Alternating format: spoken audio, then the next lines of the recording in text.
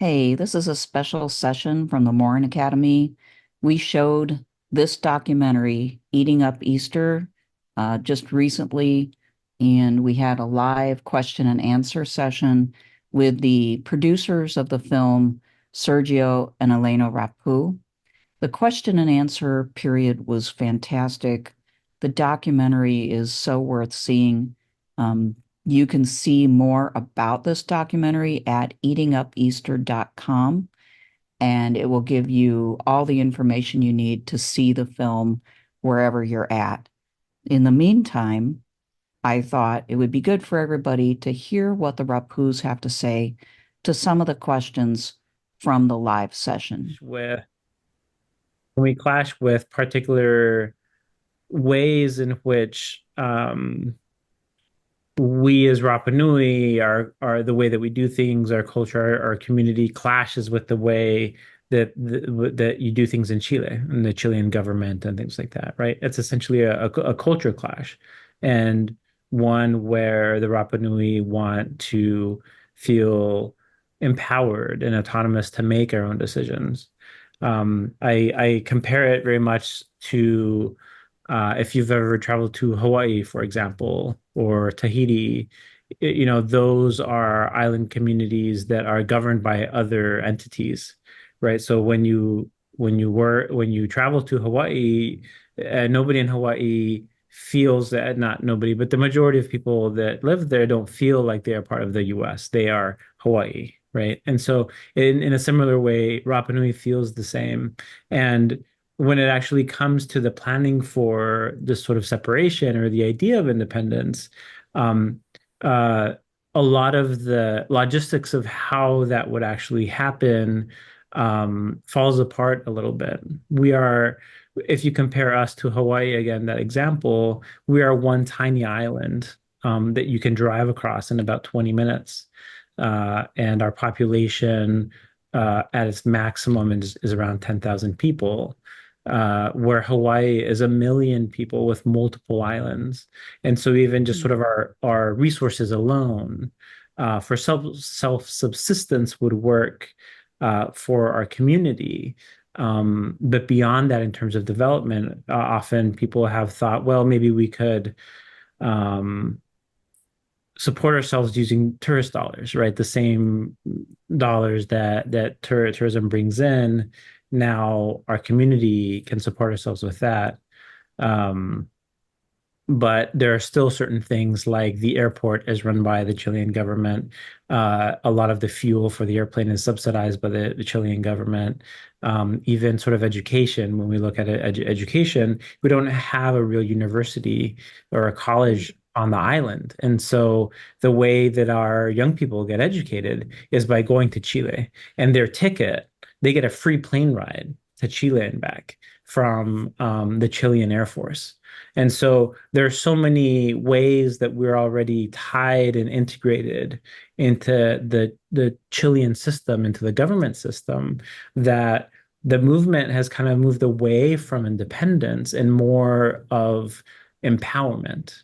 How can we Mhm. have representation in the Chilean government? How can we have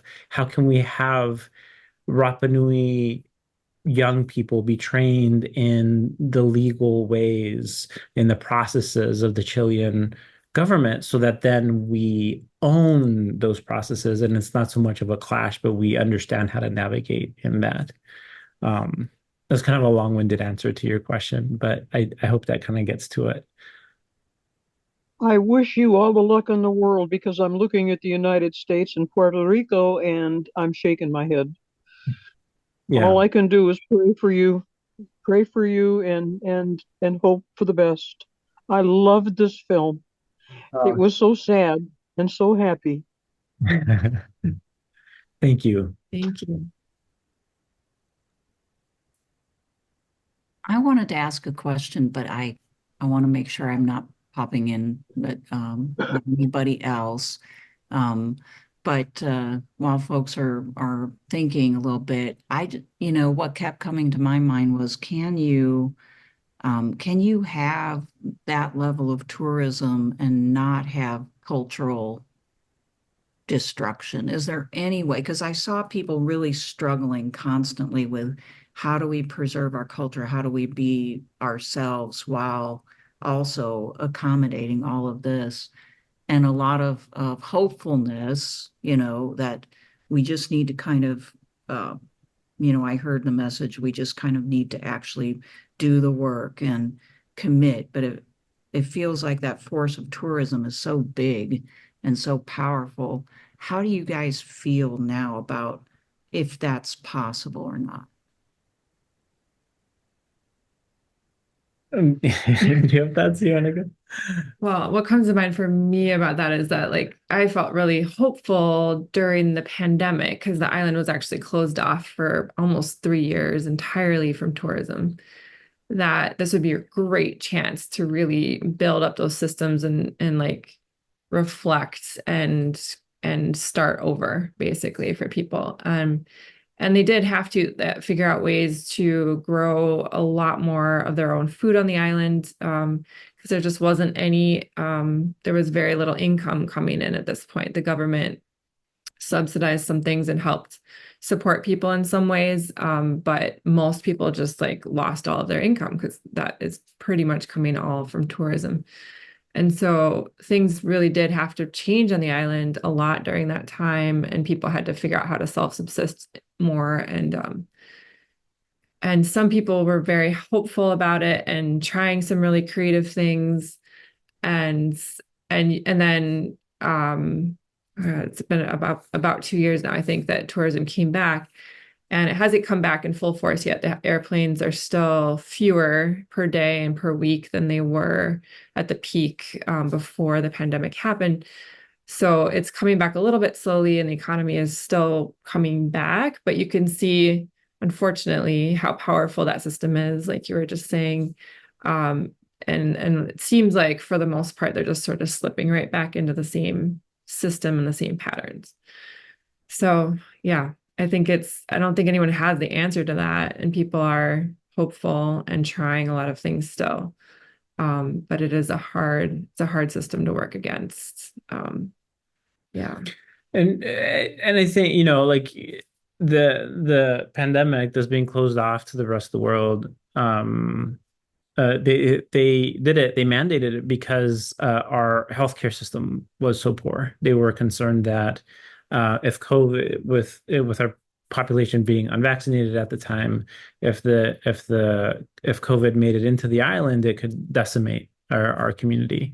And so, even though I think the island is moving back to relying on tourism, people have seen a different way, right? There are things around really sort of family structures that were strengthened, relationships within the community that were strengthened a lot during that time, because they needed to be, because they once again kind of returned to this need for dependence on one another, right? Which is a conversation I have started kind of having a little bit about this word dependence. Like, I think in this culture, in this community, sometimes dependence is seen as a negative, as opposed to independent or self-subsistent. For Rapa Nui, really, like, the dependence on the other people around you is really important. It's what nurtures community. It's what allows you to resolve conflict quicker and sooner, because you need to be able to work with other people. So, kind of coming back to this idea of tourism, in many ways we are dependent on that, because that's the way that things have kind of evolved really, really throughout Oceania, throughout the Pacific. The wealthiest island communities are the ones that are able to sort of cater to this type of business structure, and be able to, I think the happy medium is when we're able to, again, kind of force the structure to work for our benefit, right? So for a long time on Rapa Nui, it still happens, but there were just so many tourists that it was really just a matter of kind of like, trying to like drink this like fire hose of like water that's coming at you. And now I think people took a pause and are able to kind of rethink about like, okay, how do we build this hotel? How do we run our hotel functions in a more ecologically friendly way? What do we do with microplastics? So here's an example. There is a young woman that started a business where she gathers microplastics, just like how Mama Pedu is doing, and using resin molds them into moai and makes keychains out of them, right? So now tourists can come buy souvenirs, buy this souvenir in particular, and it says something. It says something about this is not only a moai from Rapa Nui, it's a statue of microplastics that is internationally, right? So now all of a sudden that story is being carried by not only that individual from their experience, but also wherever that person travels. Tourism and traveling on its own, that experience is so life-changing, I think, for many people. And Rapa Nui, Easter Island, is very much like a bucket list location. And so if we're able to give travelers there an experience that is impactful, which then they can return to their community and make impact on their community based on that experience, I think that's where we all win, you know? And the fortunate side of all of it is because of our ancestors, this sort of iconic moai is what drives so many people to come there. There are thousands of islands in the Pacific that have very little tourism, if anything, because the driving mechanism isn't there, right? So microplastics is an issue across the world, especially in the Pacific. But we, at least in this film, are able to bring it to light because of the attraction to the moai and our history and our culture and all of that. Does that give you hope? Thank you. It helps, I think the fact that people continue to struggle and try to find solutions gives me hope. Yeah. I had a quick question. I wanted to say thanks first for the amazing film and the opportunity for us all to watch it here from the comfort of our own homes. I was curious when you were mentioning the Borderlands being shut down after COVID. I'm from Mukomakan Unceded Nation, which is on Manitoulin Island, the largest freshwater island in the world. And when COVID happened, our tribal constitution updated for our borderlands to be shut down seemingly indefinitely. That's the state of what we were all thinking.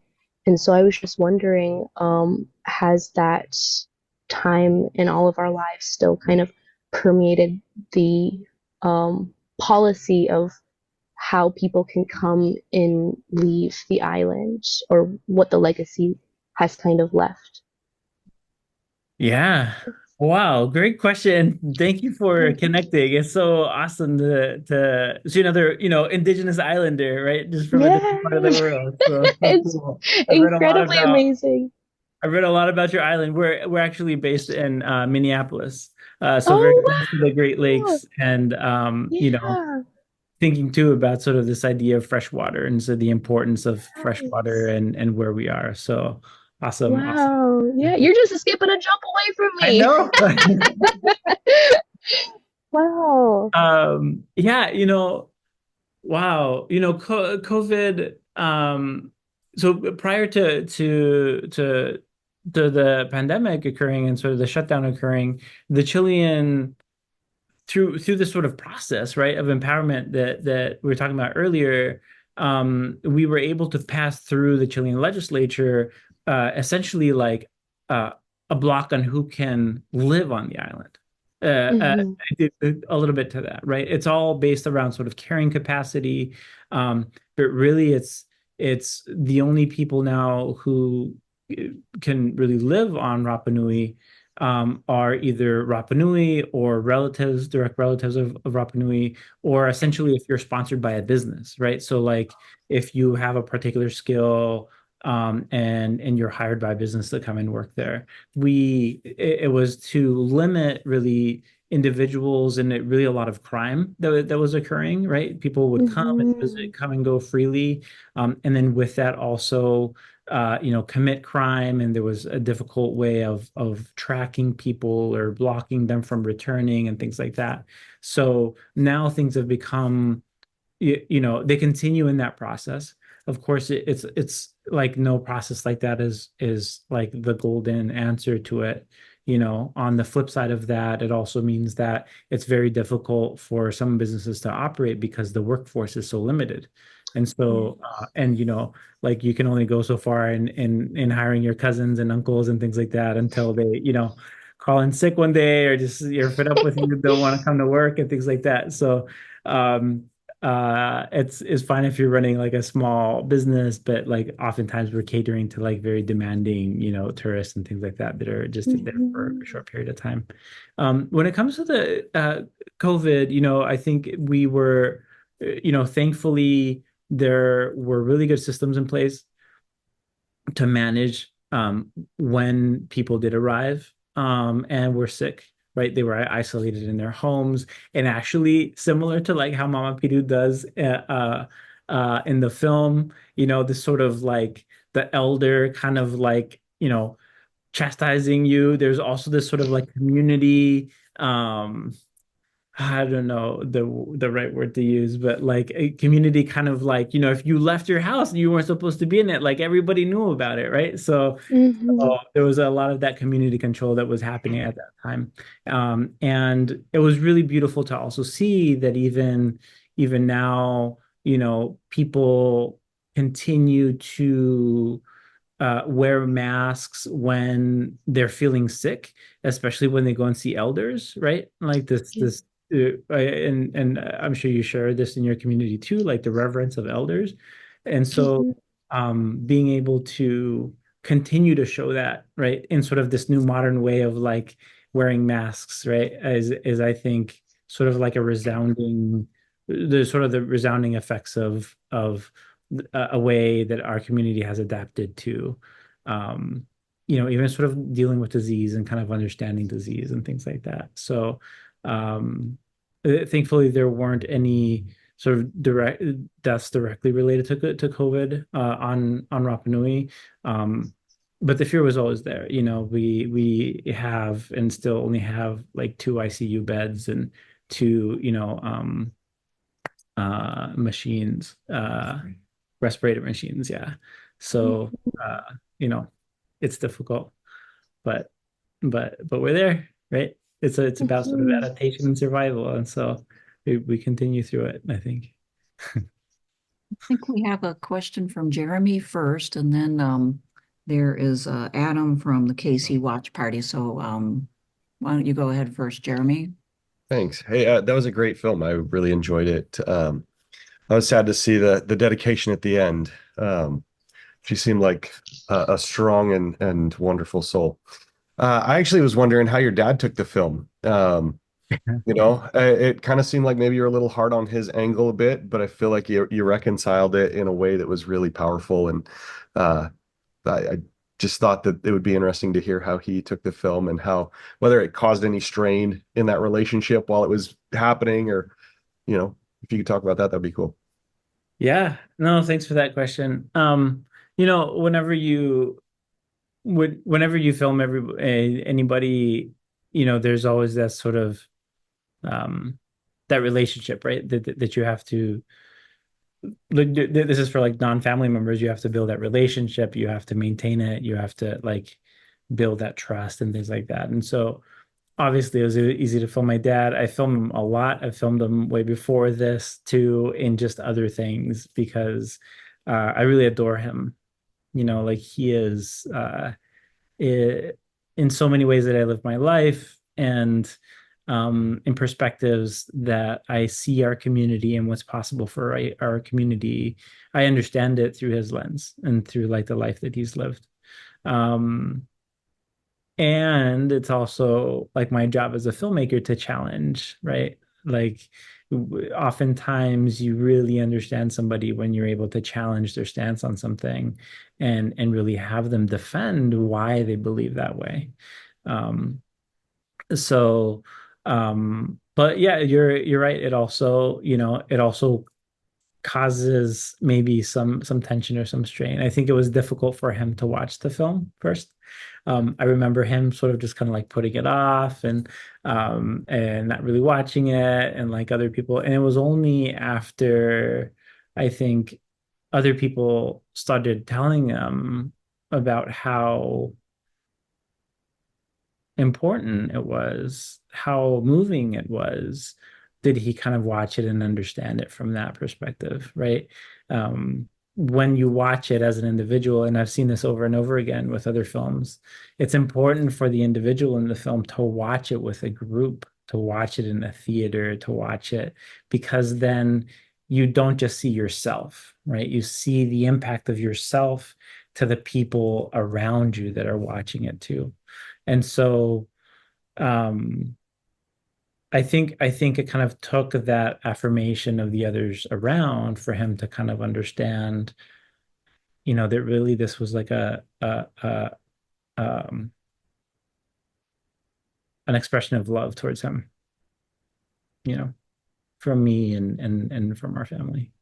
So I think I think now he accepts the film and is happy about it, because there was recently a cruise ship that went to the island, and it was called a Peace Boat. It comes from Japan every year, and oftentimes it's sort of like ecologically motivated, like they'll go and do some work there.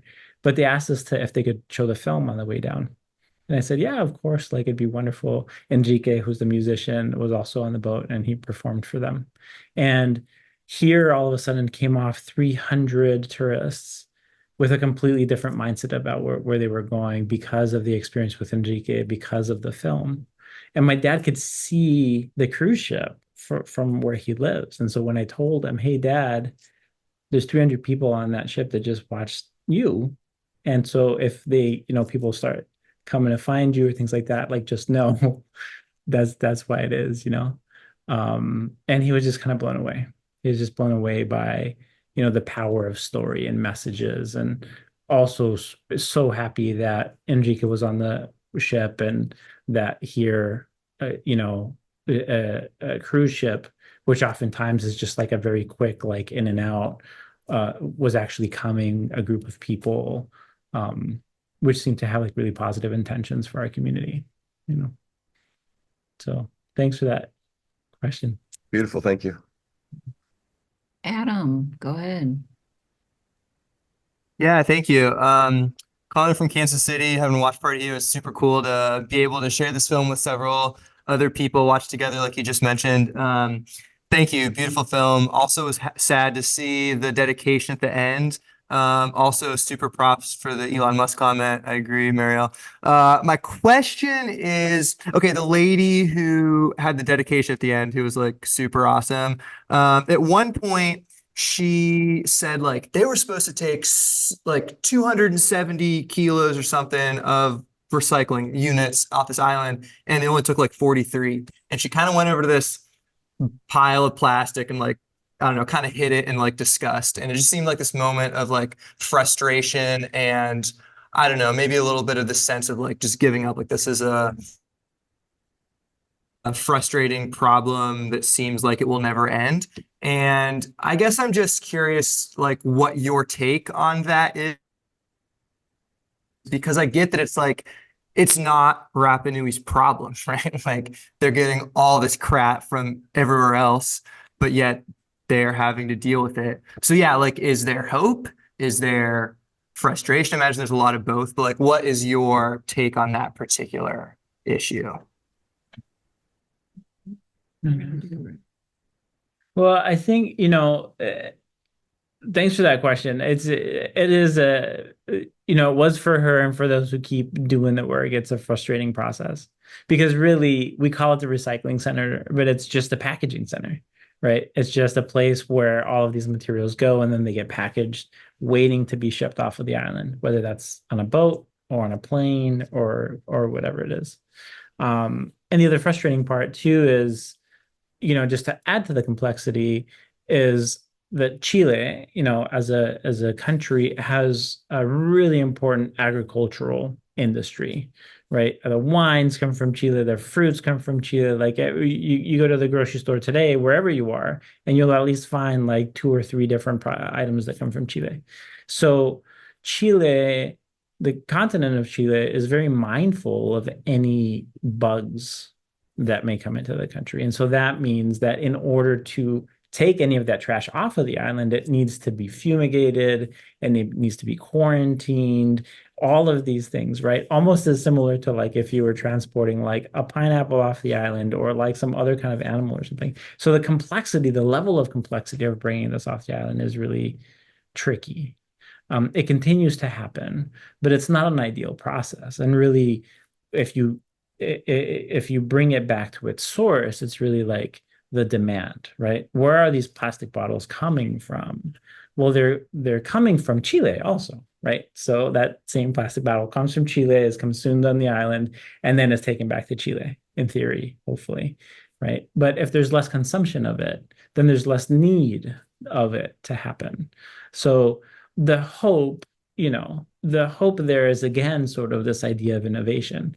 How do we innovate so that tourists and locals, because locals are also part of the problem, Rapa Nui, right? My uncles and aunties like have the same Coca-Cola bottle for lunch and dinner, right? That like my other relatives in Chile have. How do we change that? How do we change that in that process? And in the since this film came out, there are now 3 different companies on the island. Mind you, we're a tiny island. So having 3 companies that do the same thing, that's like, okay, they got to be doing something right because there's 3 of them. There's 3 different companies on the island that bottle water in bigger jugs, right? And so that at your home or at hotels, like there's these bigger dispense systems, which here in the US, we kind of take that for granted. But on the island, if somebody wants water, you have to, before this, you had to get them a bottled water. Now, if somebody wants water, this sort of purified water, you have these sort of giant gallon dispenser jugs, and you can use a reusable cup. They can, you can refill those water bottles. You can use reusable water bottles, all those types of things, right? Because drinking tap water on the island, unfortunately, is still an issue for some people, right? They get a little bit sick. Some of the piping is from way, way back. And so it still has some asbestos and other things in it. And so the only sort of current solution is like, how do you innovate around single-use plastic bottles and allow for a process to be better, right? It doesn't take away the people's sort of like want for Coca-Cola products, right? It doesn't take away like those things. Those are sort of more internal working, I think, that that individuals need to do if they want to work on that. But that I think is the method that at least our island is trying to reduce some of that plastic, is by innovating businesses around it. And the water that they catch is rainwater. So for the most part, we're sort of like tapping back into this resource that's already there. We're not having to import it. Yeah, I'm trying to filter through all of my questions. There's a whole newfound reservoir of curiosities, but I was just curious, how do the both of you, being so far away from home, like it's even hard for myself and my community to revitalize and reconnect with Anishinaabe and our language, and even around the borderlands of our own freshwater shores. How do you guys integrate, the language of Rapa Nui into your home for your baby? Our youngest ones, our Benojiak, are so important, and it's, really being the first generation in your own respective experience to have to walk the line between 2 worlds. And more than that, like I commend the both of you, very much so. Thank you. Yeah, I mean, Yeah. I'm not Rapa Nui. I think it's been a really um it's a tough journey, yeah, with having our kids, especially. We have two now, and and then once the pandemic happened, we couldn't travel back. We thought, oh, we'll go back every year and we'll really keep a close connection for them. And then all of a sudden, 4 years went by that we couldn't go, or we didn't feel safe bringing our kids down there. But 3 years shut out to all of it. We couldn't easily get there. So during that time, especially, we really had to like have a lot of discussions. I mean, I feel like you should be answering this question, but have a lot of discussions about how do we keep your culture alive for our kids and help bring them up in that. And one of them is we built like a traditional oven in our backyard, an umu, and we have like little ceremonies for different events, like starting of school and things like that with them. And our youngest just finished kindergarten, and he had to do like a family presentation at the end of kindergarten, and did a whole like picture thing of our umu and the whole process of all the different parts of loading it up with the food and stacking the banana leaves and covering it up and letting the steam feed the spirits and all of that. And so he got to present that to all the different families that came through, and it was just really sweet to see him proud of his culture and sharing in that. I think language wise, it's hard. It's a struggle. I mean, I know some Rapa Nui, he knows more than I do, but also isn't fluent. And without having grandparents here and family here that can speak to our kids, it's hard. His mother, who is American, speaks pretty fluent Rapa Nui. And so when the kids were little, she lives in Hawaii, but she would be on like Zoom with them or Skype with them and count, and they would like jump on the couch and like listen to the Rapa Nui counting and then like jump off the couch on 5 or whatever. So there's like been like little ways we try to incorporate it. Our kids do presentations every year at school about Rapa Nui, and like every year it's something different that they share, but they have this sort of connection with they go to a very small school where they know each year the teachers are like, okay, are you going to do your Rapa Nui presentation this year? So it's hard though. Yeah, it's very hard. Yeah. No, and I think it's the intentional reminding, right? You are from here. Your ancestors are from this place. Every time we see a map, I don't say, hey, where do we live? I say, hey, where's Rapa Nui? And they're able to find it.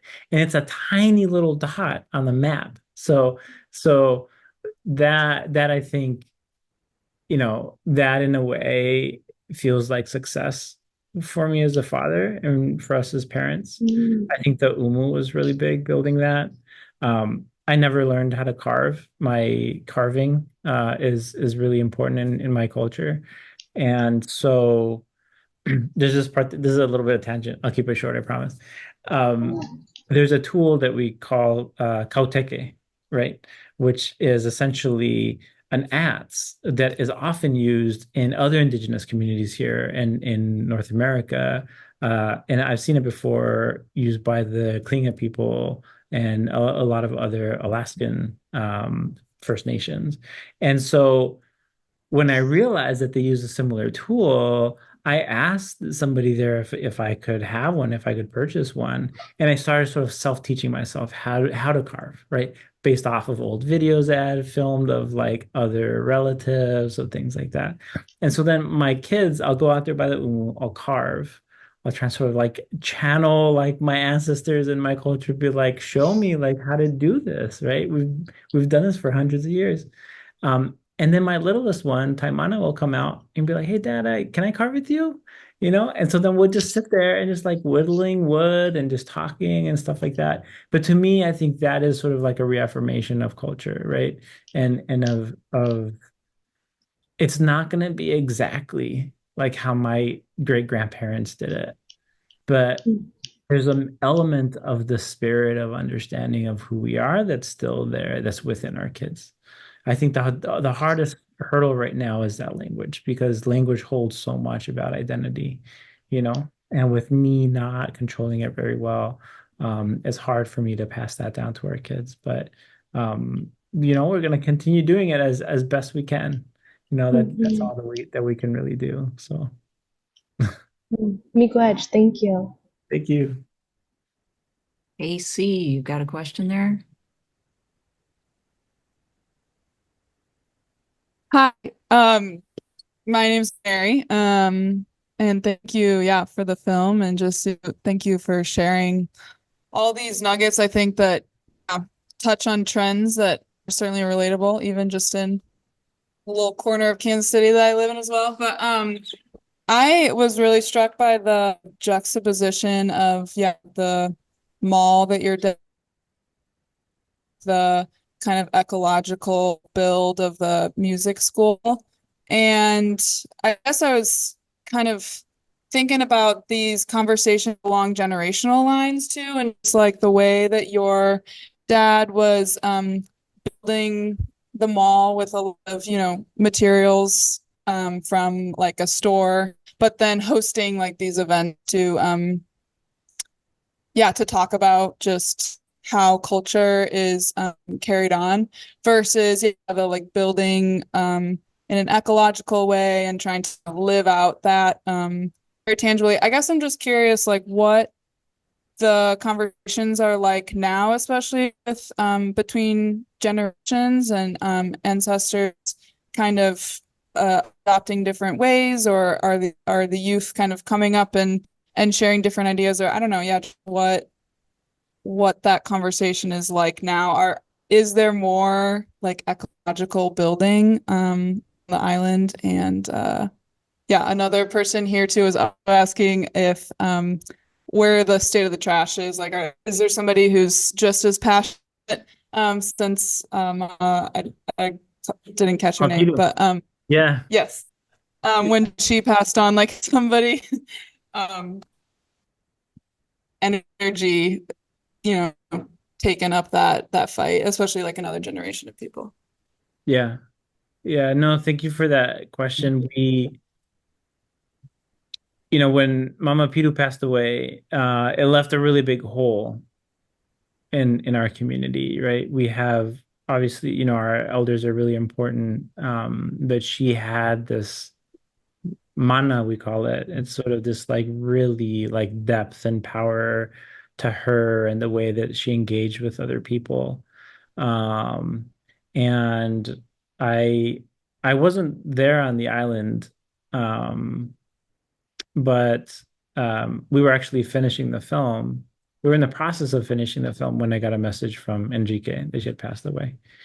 And I had been in my basement for months editing, right? Still seeing her and watching her. And so it was a bit surreal to get that message, and she was still alive on my computer screen. And I watch this film, on occasion every once in a while, and she comes back. She's alive, right? Like this I think is the power of like this type of work, this documentary work, is that we build these it's a way for us to reconnect with our ancestors that pass on. But there are young people that are picking up the mantle to continue her work. I know in the film we portray that like the coastal trash cleanup didn't go very well, which was true at that time. Now the municipality, and like it's done almost for every big event. People will go up and clean up the microplastics, and it's become more top of mind, right? And her name is also just sort of rekindled every once in a while too, and people talk about her. So that's really powerful to see and to hear. And we'll have to see like if somebody sort of is able to fill her shoes, right? I think the reason why she's able to fill her shoes is because she did it for so long, and she had a no BS attitude. Like she's just gonna tell you straight how things are, right? And that was that generation, right? That is how people communicated and worked and dealt with each other in that generation. And kind of to your other question, the way that things were built, right? during her time, during my dad's time, were based off of ways that they learned how to do things. My dad, in many ways, when he visited the US and he studied in Wyoming, what became enamored by the way that, supermarkets were, right? And looked at the positivity of that and said, wow, my community could do that. We could do that, right? And so he saw sort of the positive at that time and brought it, right? Similarly to sort of like the first cars on the island. Oh, a car, a vehicle. Now we look at all those things and see also, the negative impacts of all of that stuff. And so I think through each generation, it's our responsibility to like assess, how did our parents do it? How did our elders do it? And do we continue that process or do we shift it? And this is where Mahani and Enrique come in, where they see, and many others like them also see, let's look at reusing and recycling material and not necessarily immediately like jump to the new materials just because of all the other issues that are going on the island. And I think, we've talked a lot about this too. This was also important for us to show different generations of people in the film, right? We are not a monolith, right? Like as Indigenous people, everybody has a different opinion, and so generationally too, that happens a lot. And people may compare me and my lived experience to like my peers on Rapa Nui. Mine is obviously very different, and so it doesn't necessarily mean that I'm not Rapa Nui. It's just that the way that I see the world or maybe tackle problems are different based off of the resources that I have at hand and the way that I see the problem, So I'm really hopeful for the coming generation, the new generation, because in many ways we're also more educated than our parents were. We've had the possibility, thanks a lot to the dollars in support of tourism, right? To be able to travel outside of the island, to be educated, not just in sort of to feed back into the tourist system, but to become filmmakers, to become lawyers, to become doctors, become conservationists, people like that, and really spread ourselves and our understanding of what's possible. I hope that answers your question. Thank you for that. Thank you. We probably need to wrap it up pretty soon. But I did want to give you guys, Sergio and Elena, the opportunity to say anything else you want to say before we go ahead and sign off. We really appreciate everything you've done and this great film. Any parting words? I think what I encourage people oftentimes when watching this film is to visit Rapa Nui, surprisingly enough. This film is not about deterring tourism. It's about empowering travelers to understand where they're going.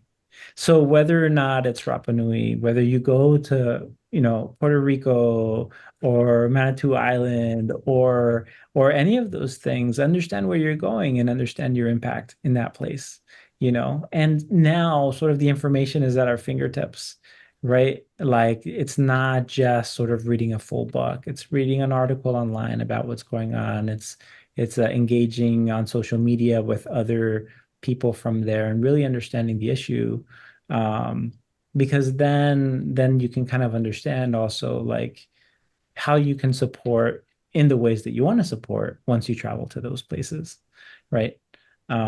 If it's as little as reusing a water bottle when you're on Rapa Nui, right? Or asking a local people to tell you more about a particular aspect of it. It enriches your experience really as an individual. So if you take anything away from this film is that Rapa Nui is a wonderful place, and I hope that each and every one of you is able to make it and visit my community at some point. Thank you so much. Yeah. Yes. And if I do, I will leave a small footprint. I promise. All right, you guys. Thank you so much, everybody, for coming. This was great. I'm glad it worked out. And hope to see you again